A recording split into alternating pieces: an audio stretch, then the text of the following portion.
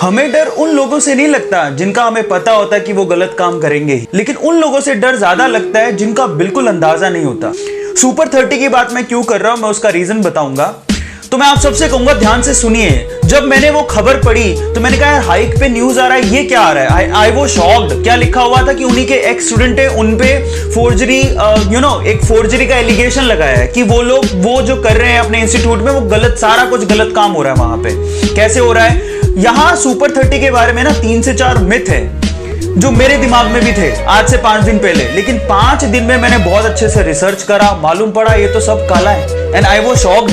पहला मिथ क्या है? वो लोग 30 बच्चे पढ़ाते हैं, ये गलत है। 5 दिन के पूरे सेशन में मैं 5 दिन से यही चीजें पढ़ रहा हूं। बहुत सारे मैंने रिसर्च देखी, बहुत सारे न्यूज़पेपर्स को पढ़ा, बहुत सारी यूट्यूब की मैंने वीडियोस देखी, उसके बाद मैं आपको ये बातें बोल रहा हूं कि वो 30 बच्चे नहीं पढ़ाते। मुझे भी पहली बार मालूम पड़ा वो हजारों बच्चे पढ़ाते हैं, 30 बच्चे नहीं। ठीक है, पहली बात तो। और उन 1000 बच्चों में से 30 बच्चों को वो सेलेक्ट करते। अब वो सिलेक्शन के बाद में भी पता नहीं लगता है कि वो 30 बच्चे कौन से हैं। ये भी बड़ी अजीब सी बात है कि जिसका सिलेक्शन हो गया वही सुपर 30 के अंदर है। देखो ये पहली फोर्जरी। और दूसरी बात, जब वो 1000 बच्चे लेते हैं तो बिलीव इट और नॉट, हमें ऐसा था, दूसरा मिथ ये था कि वो लोग उनसे पैसा नहीं लेते। ये भी गलत है।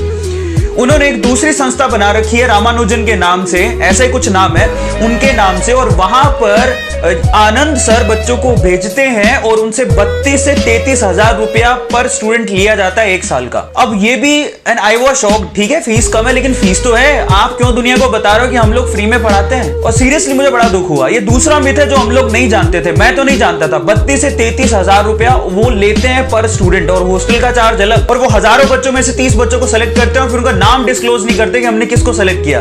मतलब ये है कि आप देखिए किस तरह से चलता है ये। मतलब जिसका सिलेक्शन हो गया वो सुपर 30 के अंदर। बड़ी अजीब सी बात है। तो ये अजीब सी चीजें जब मेरे सामने आई, मैंने कहा यार ये क्या है। और अब देखिए उन्होंने ये तीसरा मिथ जो हम लोग सोचते हैं कि 30 में से 30 बच्चे उनके सेलेक्ट हो जाते हैं, एक्चुअली रिपोर्ट्स को ध्यान से देखें तो बहुत बार ऐसा हुआ कि उनमें से 30 छोड़िए, 10 छोड़िए, 5 बच्चों का भी सिलेक्शन नहीं हुआ था। इस बार जो एलिगेशन लगे हैं उनके एक्स स्टूडेंट के द्वारा लगाए गए हैं, उनमें यह कहा गया है कि इस बार उन्होंने, आप रिपोर्ट्स देखिए, मेरी बात पे विश्वास नहीं कर रहे हो तो आप रिपोर्ट देखिए। मैं तो 5 दिन के पूरे पढ़ने के बाद मैं आपके सामने ये बातें बोल रहा हूं।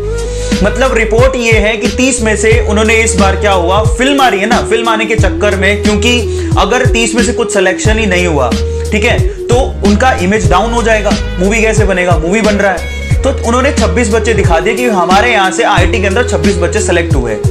जबकि एक्स स्टूडेंट ये कहते हैं कि उनमें से जितने 26 बच्चों में से जो भी उन्होंने नाम लिए, उनके पूरे बैच में से सिर्फ 3 बच्चे ही सेलेक्ट हुए हैं, 26 नहीं हुए पहली बात तो, जिसमें से 2 बच्चे SC ST कैटेगरी से या OBC कैटेगरी से गए हैं, मतलब उनका रैंक नहीं आया है। और एक बच्चा जरूर है जो कि एडवांस में क्लियर किया, लेकिन उसके मार्क्स इतने कम थे कि उसको IIT मिला ही नहीं। ये भी एक सच्चाई है। अब आप सोचिए कि किस लेवल पे उन्होंने धोखा दिया। मतलब उसके 128 के करीब मार्क हैं, 126 की कट ऑफ हुई थी, उसे IIT मिला ही नहीं। अब ये है सच्चाई। हम लोग सोचते हैं कि 30 में से 30 बच्चे या 25 बच्चे सेलेक्ट हो जाते हैं, ये भी गलत है।